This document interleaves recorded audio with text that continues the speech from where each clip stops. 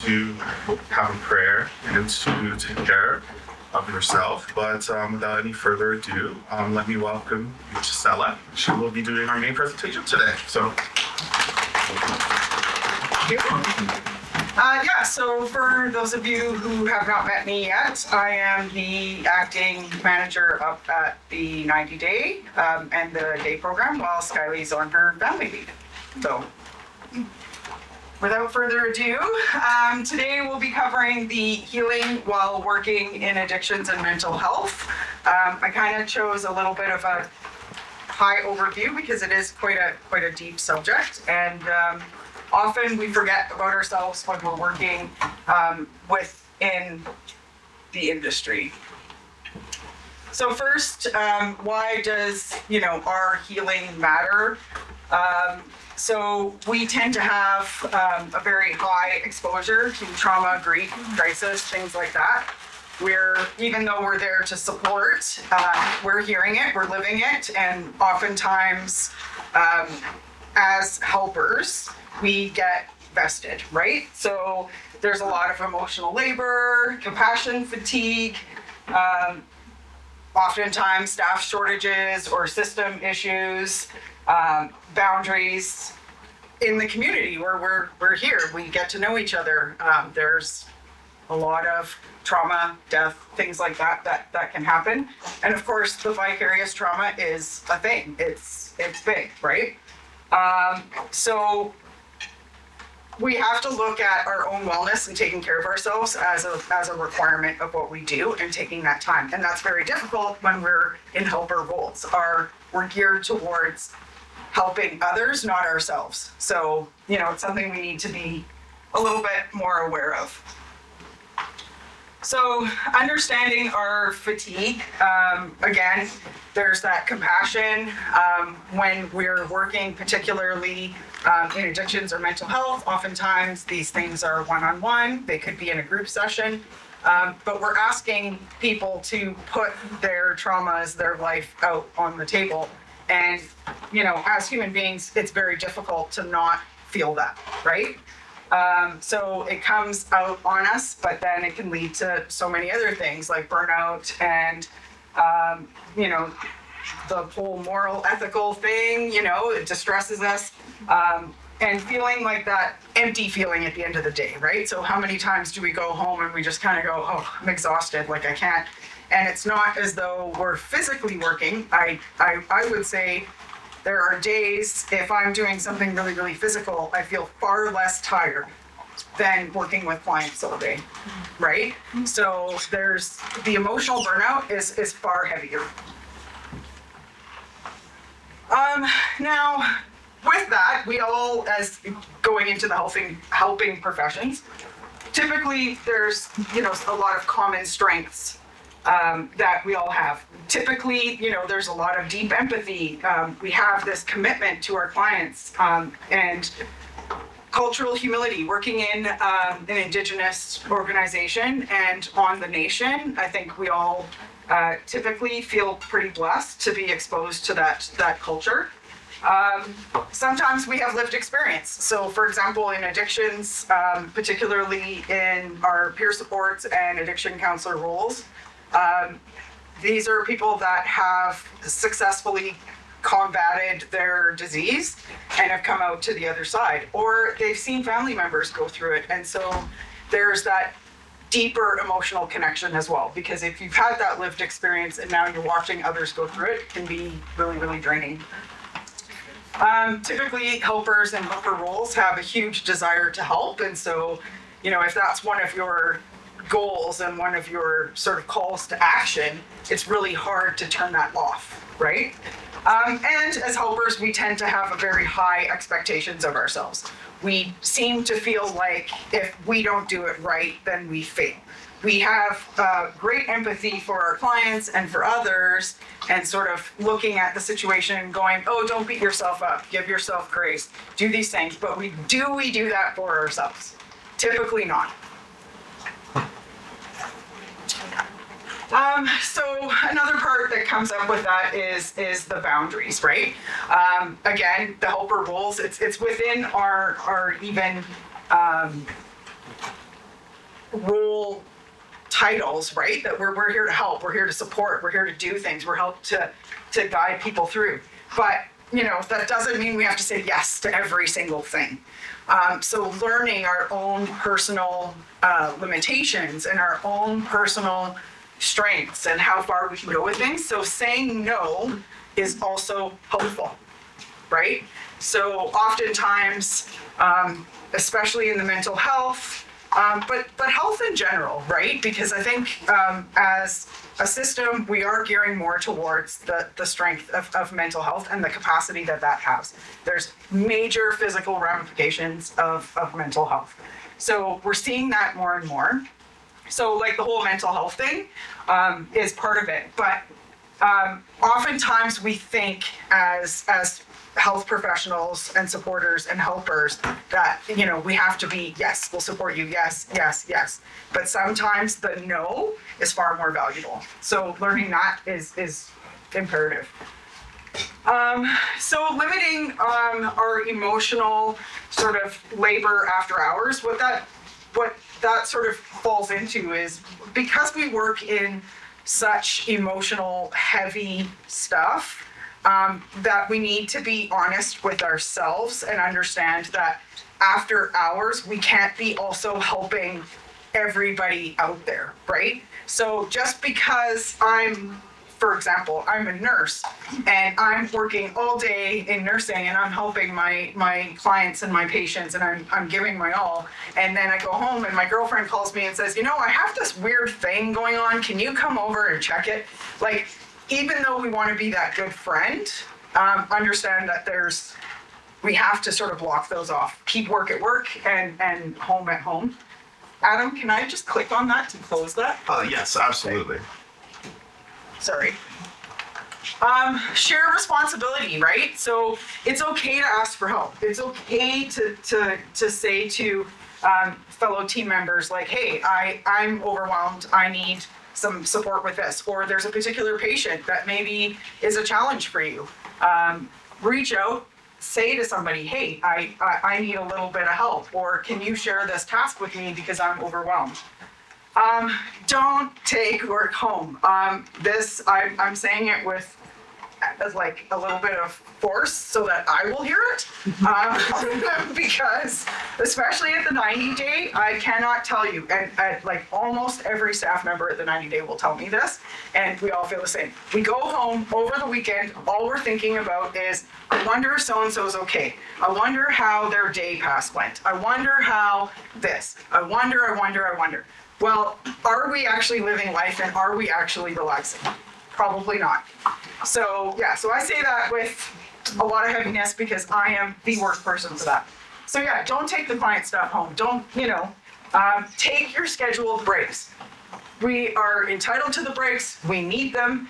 The less we take our breaks, we're not helping our employer. We're not helping our teammates by saying, I'm going to work through my break. No, because we're just going to burn out and then we're going to have one less team member. So take the breaks and support each other doing that.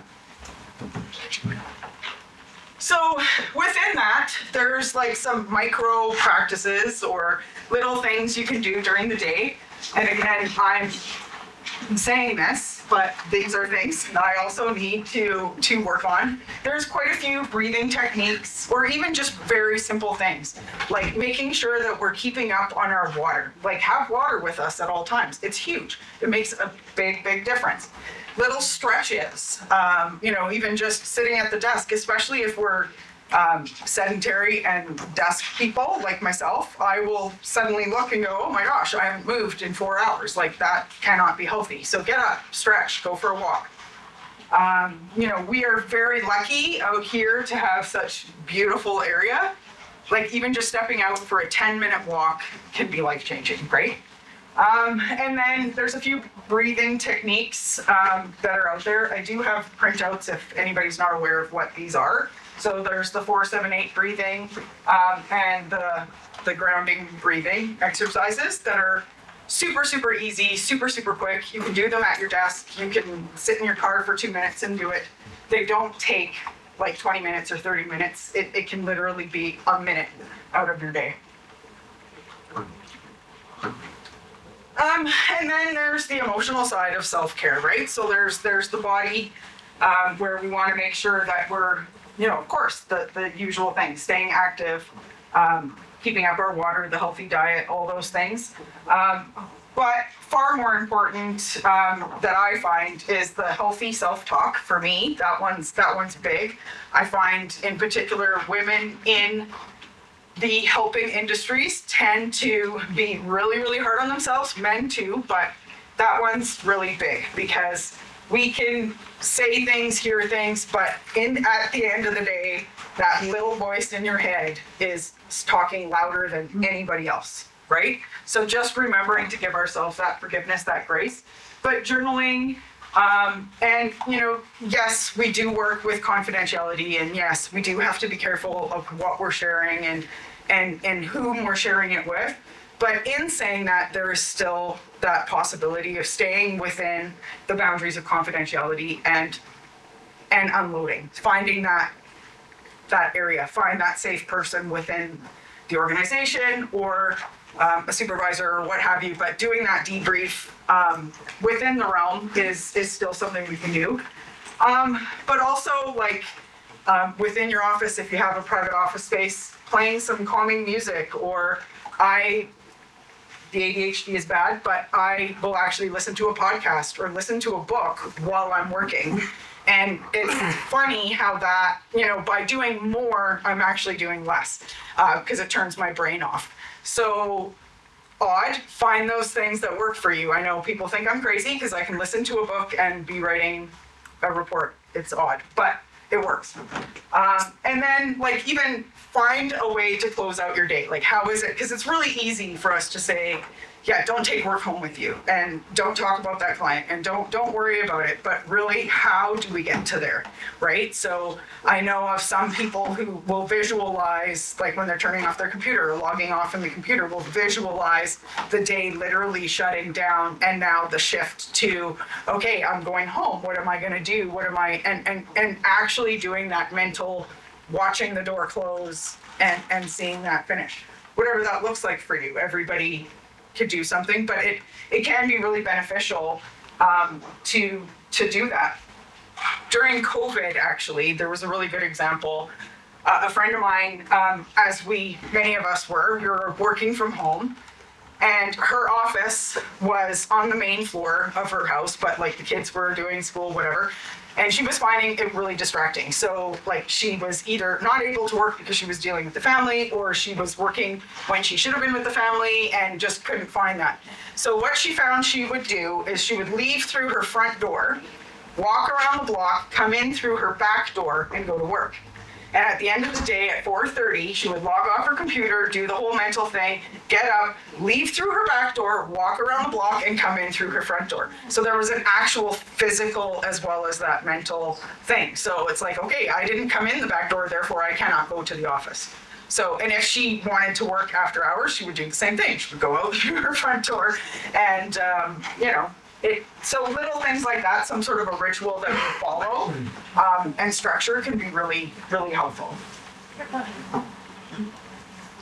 Of course, so being that we're fortunate to work on the nation, having that cultural connection and that land connection is really, really important, whether we're Indigenous or not.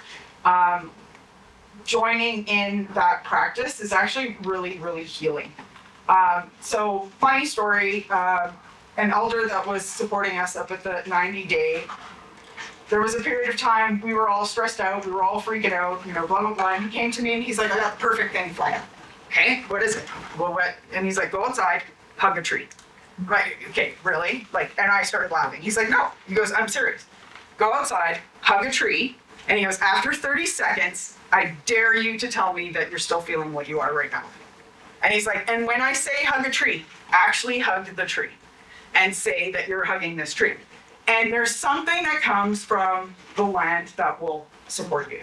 So even just being on the land literally is a big deal. We're very lucky. We have access to smudging. I know in the building here, it's somewhat of a challenge. we are working on that as far as OH&S. As far as that goes, we should have more access to smudge. But it does, and it can help. Up at the 90-day, we do have our smudge room, and we're a little bit easier up there because we're not the health center, so it's a little bit different, and I understand that.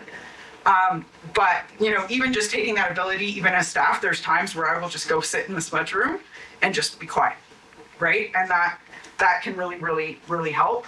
Our elders, we have elders on staff, but we also have a lot of elders in the community. And I know, particularly, they're very, very open. Like I know with Jeanette, anytime I've gone and just sat down and said, hey, just need to talk to you for a minute, it's great. Just having that other perspective. And again, like the land connection, or, we have clients in the community that, have invited us out for sweats and, some of the traditional teachings or medicine picking or like other gatherings. When the community has things like their powwow and stuff, I would encourage to go out and enjoy it, because there's this absolutely beautiful part of it that we're not seeing. If we're always seeing our clients or patients or whatever in the institutional setting, that's always how we're going to look, and that's what we're going to get out of it. But seeing sort of that relaxing, beautiful celebrations and the gatherings from a personal perspective is extremely valuable. So, of course, back to sort of like the physical, the typical stuff, stretching, staying active. And it's not just,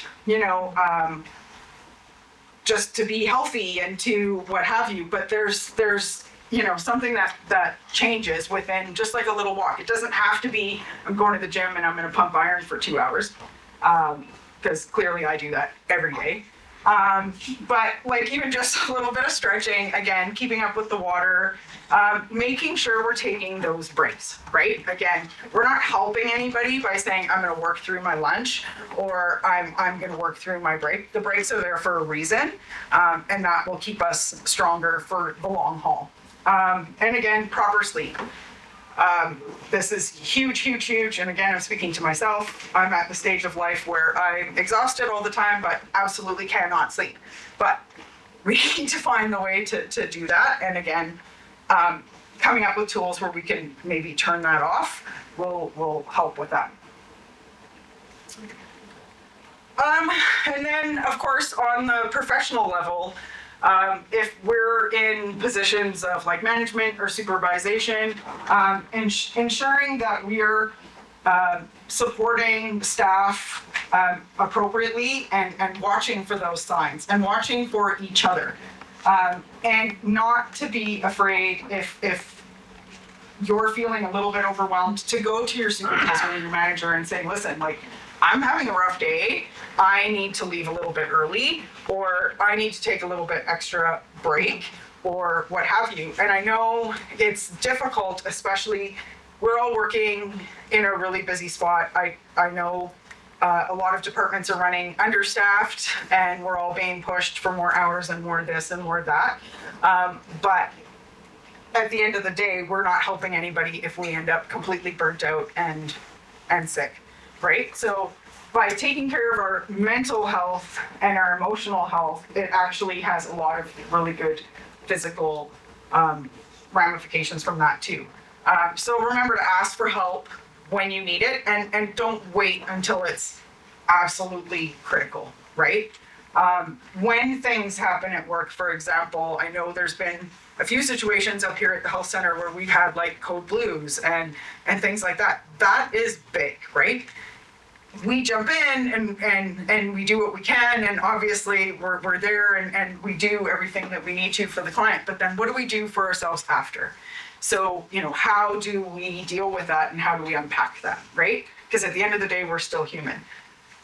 So making sure that we have those debrief times and that we have that space, and that's, again, more from like the management level, ensuring that they're offering these things. But as employees, we also need to understand that we have an obligation to ask for it. Now, in our relationships as well, I know these are all really easy to talk about, but to put them into action is literally impossible.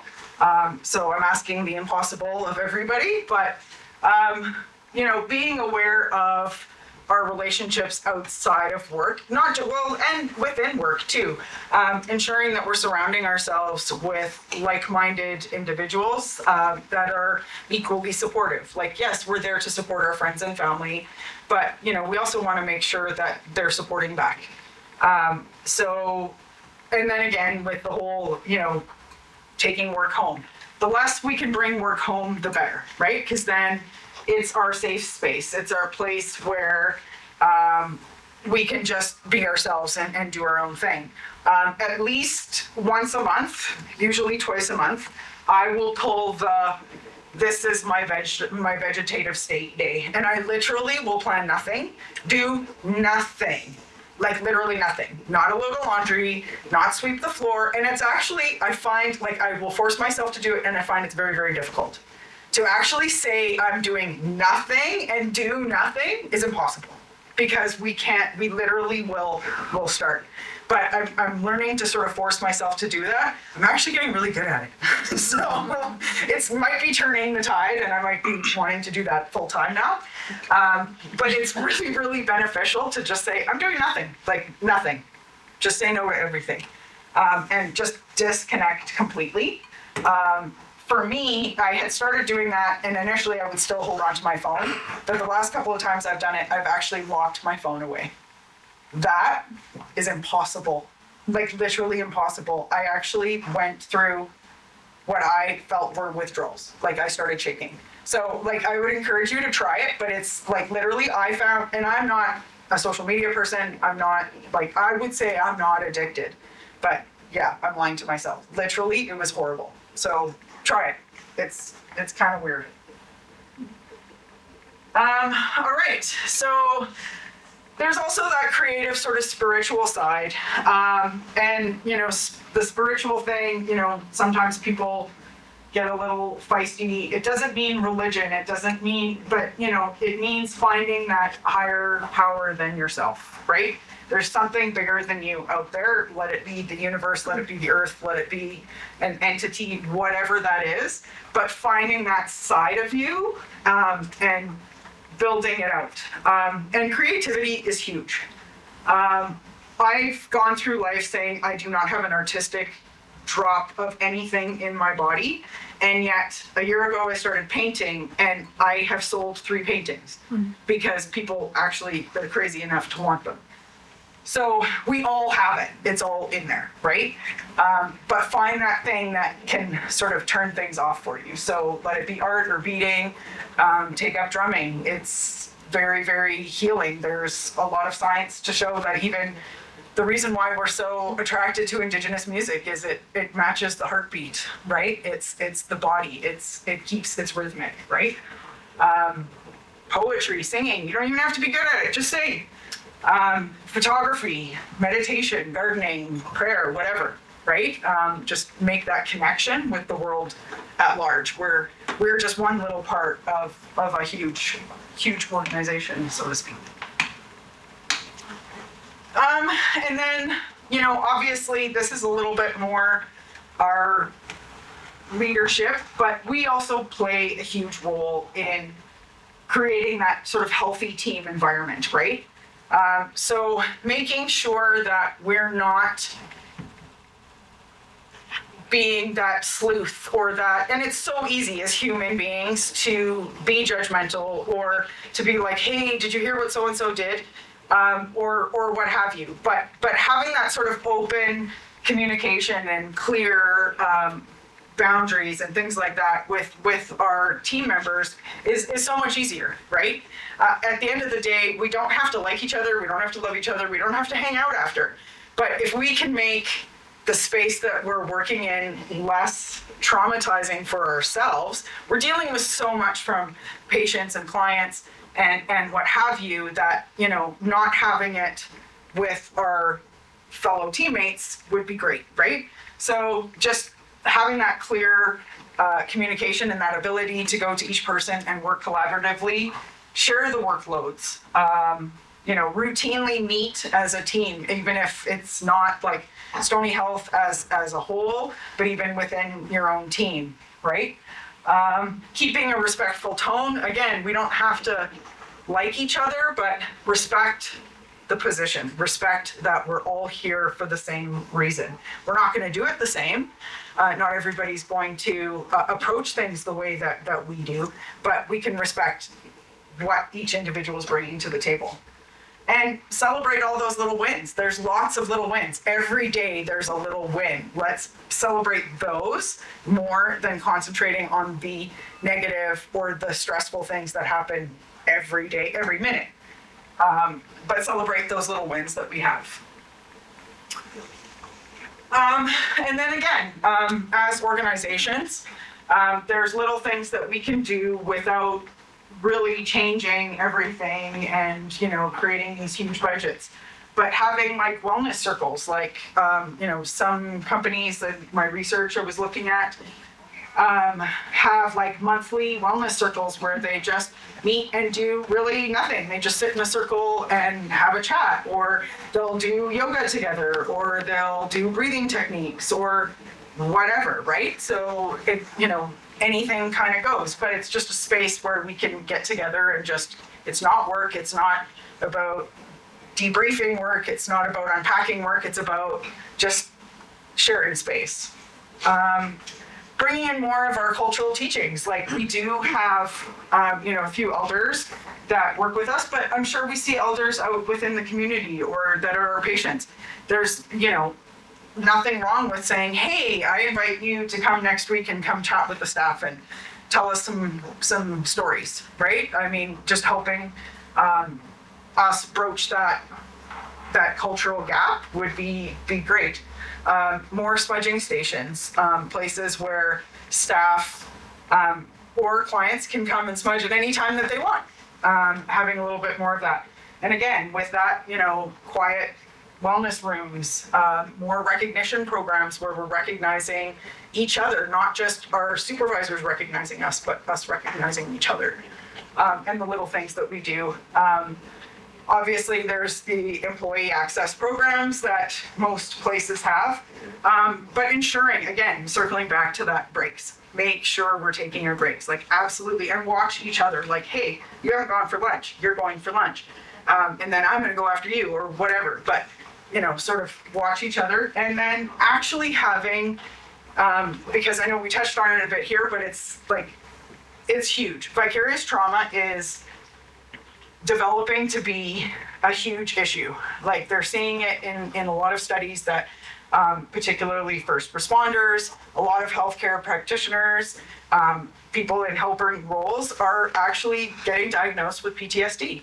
Have they actually gone through it? No, but the vicarious trauma has that effect on them. So having deeper training in that so that we have better understanding, it would be really helpful. And then some of the signs that you maybe need support or need to wave that flag and get out there. When we get to the stage where we've lost our motivation, where we lost our love of coming to work, or it's like, you know what, I can't focus. I can't even think of this. I can't put anything into it. That might be a sign that you've had enough, or you're completely numb, irritable. Again, the concentration, all these other things, right? Over involvement, right? Where it's like, you're so involved with a certain patient or a certain client, and you're like, okay, I absolutely cannot see this person fail, and I'm going to stay completely vested. That may be a sign that you're putting in too much. And then, of course, at the end, there's the hopelessness. Like, it doesn't matter what I do, nothing's gonna help. We can't help. It's a done deal. That's probably a sign that you've given too much and you need to start putting some back in the bank. Again, so on the same topic, not able to turning it off at all, like that's obviously a big issue. And if you're constantly feeling that pressure constantly, and I know it's happened to me. I'll go home and, nothing's happened. I haven't talked about anything or whatever. And I'll kind of look over, and just because the music's a little bit loud or the TV's on, I'll suddenly feel this, like, I feel like I'm having an anxiety attack. Why am I having an anxiety attack? Why am I feeling panicked? What is going on? Obviously, in the background, something is going on. So being aware of those things, and watching for them, because again, to circle back, as helpers within helper roles, it's very, very difficult for us to say, I'm now the one who needs help, right? So I'm the one who helps people. I'm the one who solves the problems. I'm not the one who needs the help. And for some reason, even though we all know this isn't the case, if we're saying I need help, that's a sign of weakness, which we all know is absolutely not the truth. But for some reason, that little inside voice, that's what it's telling us, right? As helpers, we're the helpers, we don't get helped, which is absolutely a first. So remember to put yourself on that list. So sort of in closing, just remember, we're here to support each other. None of us is here to carry the work alone. Healing is not separate from the work, but it's part of it. So if we're not healing ourselves, we cannot heal anybody else. And again, my message does not come from somebody who knows all the answers. I did a lot of research and found this stuff, and was actually shocked at how much of this I fall into. So I'm with all of you in this, and just more for the awareness section of staying aware of taking care of yourselves. That's always got to come first. Questions? Go for it. Well, first of all, I want to thank you because it really validates a lot of, I sometimes feel overwhelmed or I'm carrying a lot, but I don't really feel like it's legit because I'm like, I've just got this smaller role and, and so it's probably not that's weighing me down, but like in my home life or whatever, you just sometimes feel it. Even though you're like, it's not on. I'm just saying, like, it's easy to feel like guilty for feeling it because it's not us, right? Like, how many times? Yeah. And I'm with you. I agree with you 100%, and thank you for sharing. How many times I go home, and particularly working where we are, I have no reason to complain. yeah. My trauma is not, no, everybody else has it way worse than I do. Mm-hmm. So it's not, my trauma is not valuable. And in a little side story, after I started working, so I started as coordinator up at the 90 Day, and for whatever reason, somebody crazy out there thought that I could handle being the manager while Skylee was off. Bad decision. Anyway, during that, I decided that I was interested enough for fun.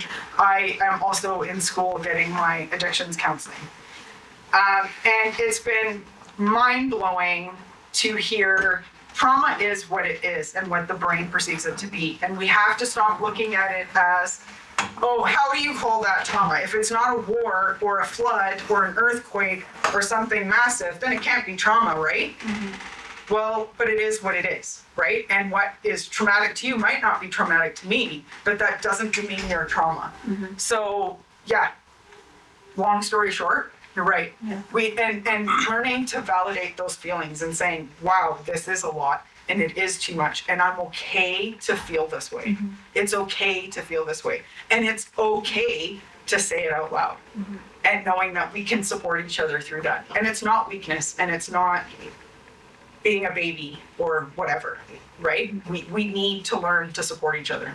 So thank you. Do you know if the health center is like putting anything in place to have like in-house support for staff that maybe just want to chat with someone for 15 minutes about, I experienced this, I saw this, I'm feeling guilty because I'm trying to help and I can't help them enough, Do you know if the health center is moving toward? I don't know. I know we do have our employee assistance program that's out there, but again, we all know it's there, but nobody's gonna go online and book an appointment and blah, blah, Yeah. blah, like, just like you said. Myself, like as part of the Family Resource Network, we have to do reflective supervision. Okay. And myself and another of my team member, Pam from Head Start, we did the training to offer that last week. Okay. Nice. We're talking about how we can bring it in like Yeah. be more of a group setting than one-on-one. I love And then it. how people can access it like in the moment for debrief. Yeah. And it's reflective supervision is more like, yeah, it's kind of like a debrief piece of like, Yeah, this is what like, I'm let's feeling. just check in. I want to know if what I'm feeling is like, Yeah. okay, or, And like, I'm yeah. struggling to get to a place with someone I'm working with and my biases are kind of in between Yeah. or like what's going on and that kind of thing. So like, I love that. and then the whole, how do we debrief after code blues? So Well, exactly, we right? have, And we have them. yeah, Like we need to have a safe space, especially because we're dealing within healthcare and it's all the confidentiality thing. Oh, we can't talk about this. We can't talk about this. We can't talk about this.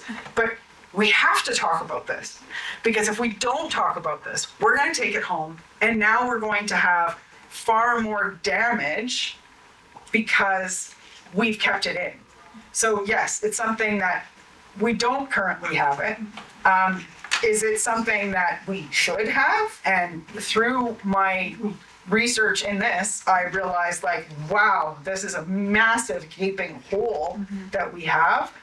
Is it something that I'm going to bring to people's attention? Absolutely. And I love that you folks have started that in Yeah. your program, but we should have something company-wide. Absolutely. So, yeah. I just wanted to say, I didn't mean to say, if you don't pay me, I won't pray. That's not. No. She's been festering about it the whole time. No, we didn't think that. We didn't think that.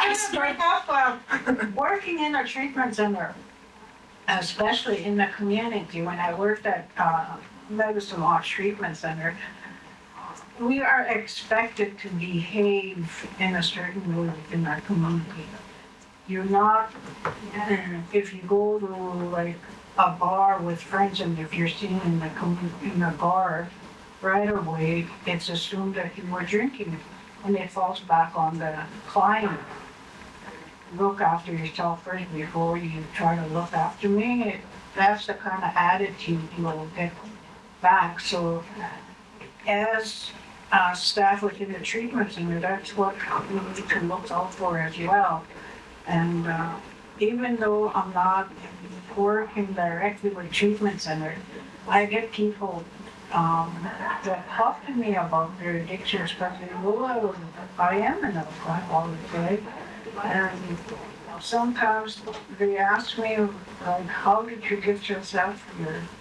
You were God in the community. I just enjoy talking with them, and I'm not perfect in the community. I still have my flaws and whatever's healthy for me. When I talk about myself, my inner self, like you mentioned, you can tell your employer, I need to take a break, I need to take the day off. But right away, you get deducted for that. That's, I know. you have to stay and conquer it, or else you don't get paid. That's kind of the.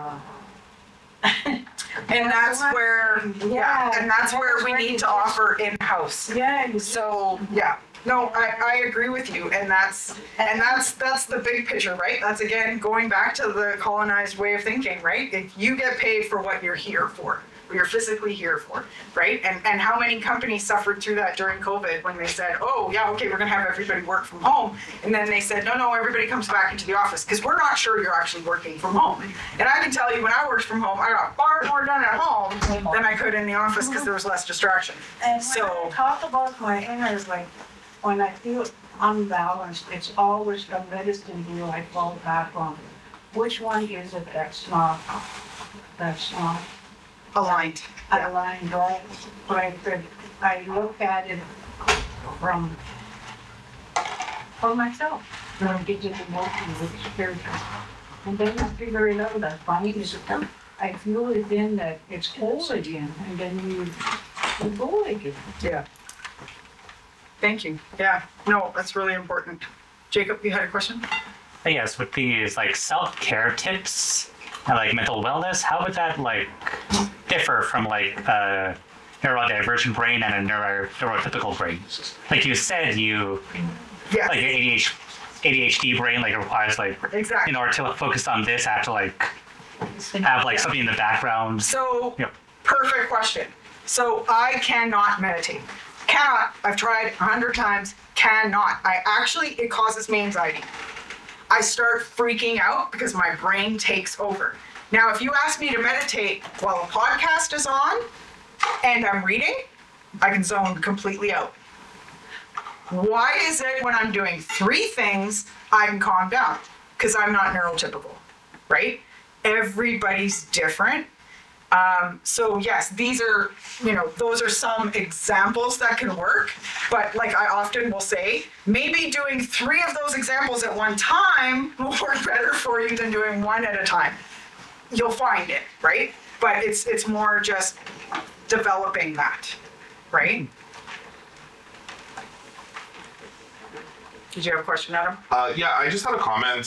So especially working in this field in mental health in a health center, there's a lot of like what you were saying. I completely relate to what you're saying when it comes to putting yourself out there to try to be the helper in a lot of situations. One of the things that I just want to say is that I wish that there was more accessibility as a health center if they can make our work more accessible. Say, for example, one of the biggest things is say, if it's like a really snowy day, for example, and roads are horrible, and there's some people that drive, I guess, from the other side of the reserve, from Calgary, from Canmore to Banff. So especially, I notice personally, with my work that I do, there's times where I do a majority of my work online.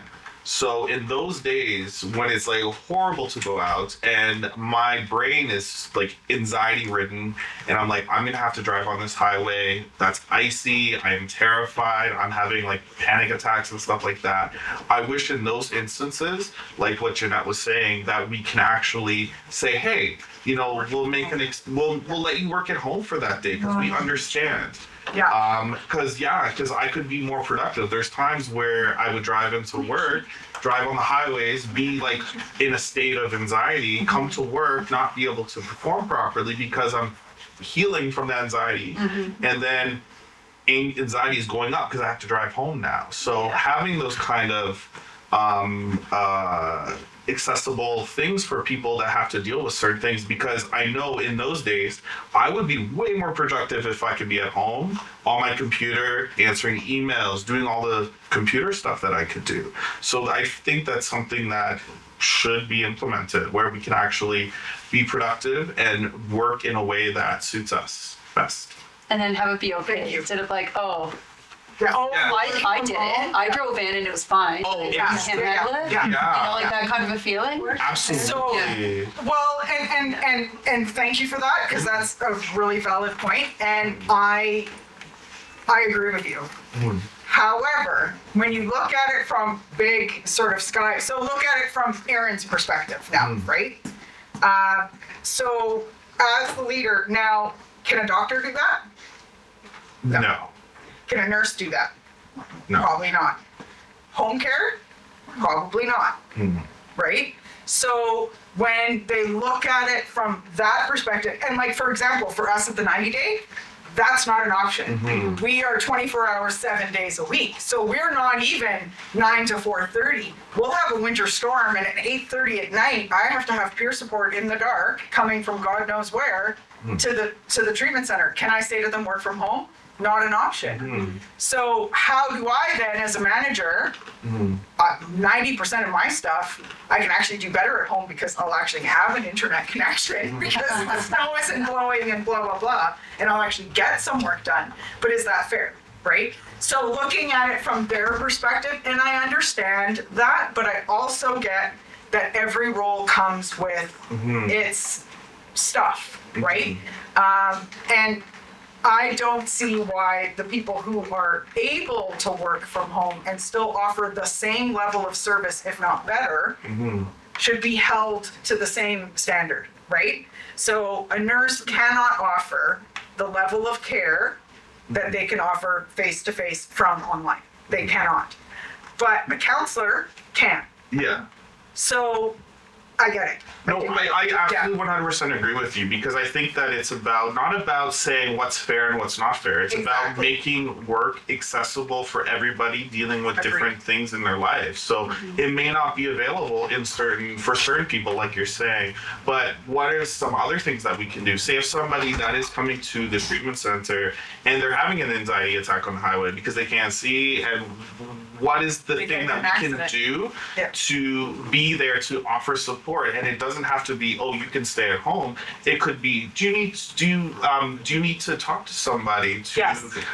while you're going through this? Do you have someone that you can call? Is there any techniques that you can do? You may have to come in, but hey, I can be on the phone with you while you're coming to make sure that you're okay. Yes. Here's and offering some of these supports that it just makes work a lot more accessible and makes it more for mental health of I agree. employees. Yeah. And I think it's something that needs to be discussed, and I would argue that needs to be brought up with the occupational health and safety team, because that is health and safety, 100%. Yes. So, and at the same time, if we're having a big winter storm, I would argue that the doctors and nurses could probably stay home too, because I can promise you 80% of the patients aren't going to make it. So would it not be easier to just get on the phone and call these people and say, hey, I'm sorry, but due to the weather conditions, we don't want to risk anybody on the road. Can we reschedule you for whenever? Right? And then, yes, you're still working, but you're working from home. Or are you okay having a phone meeting with the doctor or the nurse instead of coming in? Like, maybe it's something that we can discuss over the phone. So I agree with you. I think there's a way around everything. Yeah. But, blanketing things and saying, well, if we can't offer it to everybody, we're not going to give it to anybody. I understand where they're coming from in that as well, but I think that there's a way around everything. Yeah. Thank you. Yeah. But sometimes it gets to a point where when you see somebody in management say they're gonna work from home, right away as a Stoney staff member, you think, how come they get to work from home and we're always here? And Yeah. they're supposed to be working for us, and it seems like we're working. That sometimes the unfairness. Yeah. comes down. And I think that's where the policy has to. Sometimes. I agree with you, because the policy currently is nobody works from home. But we all know people work from home. So if you're making exceptions, then, and don't get me wrong, I've used the exception to my benefit a couple of times. But if you're gonna make exceptions for everybody. So I agree, it's something that needs to be looked at and needs to be visited. And I know there was a lot of frustration from the higher ups too. Sometimes our notifications are not real. Like, the notifications we all got was, we might have a little bit of snow and whatever, not, it's a shit show. Like, you're like half of the aren't gonna make it, or you're gonna be 2 hours late. That's significant, right? So yeah, so I think that there's work to be done, and that there's plans to be made. So, and that's why, recording these and bringing that stuff forward, because this is coming from you. This isn't coming from, just one or two people. So, really valuable. Thank you, Adam. Anyone else? Well, thanks everybody for coming out. See, I didn't panic and I didn't pass out. So. Fabulous. Thank you so much, Stella. Thank you so much. So thank you everybody for coming.